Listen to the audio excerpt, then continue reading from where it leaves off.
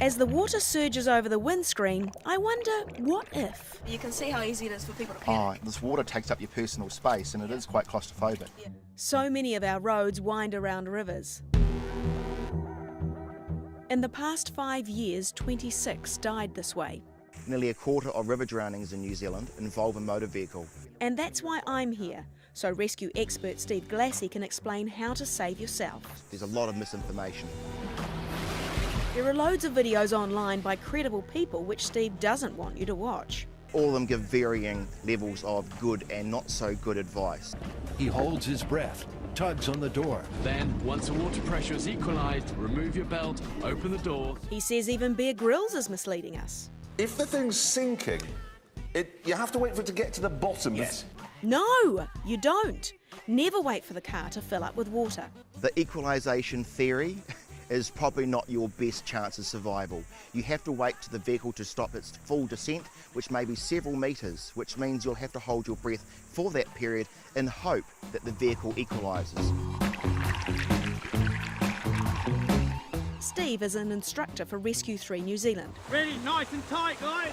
It's part of a global network providing certified water and rescue training. Trevor and Jen are here from South Australia. Well, New Zealand has some of the best rivers in the world, and by the very nature of that, they have some of the best river rescuers in the world as well. Along with other specialised emergency response people for the North Island, they're learning the many ways of approaching and rescuing people safely. They spend half a day in the classroom looking at vehicle behaviour in terms of what happens when vehicles go in the water. Today the current is strong, but the car is secured on the riverbed and divers are on hand. So if your vehicle goes into flood water or any water, they'll typically float for 1 to 2 minutes. So you've actually got a little bit of amount of time to focus on your plan. If the car was in shallow water, I could ring for help, but we're pretending my car could sink, so it's time to get out fast.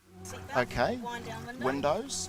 Some electrics can actually work up to 10 minutes. Now if it doesn't go down, you've got some options. You could use a device like this to break the window, or maybe you've got a pair of pliers or a screwdriver in the glove box you can use to smash the window. You will not be able to punch it out or kick it out. Okay, so we've done our seatbelts, our windows are down. Grab any children, and then out the window, Dukes of Hazzard style. My escape isn't very graceful as my foot gets stuck under the steering wheel, but I am safe. Later, Steve shows me the gadget you can buy to break windows. The spring-loaded punch, but also a seatbelt cutter if your seatbelt is stuck. Recently, policemen had to break a car window with rocks to get a woman out. If only they'd had this. Wow!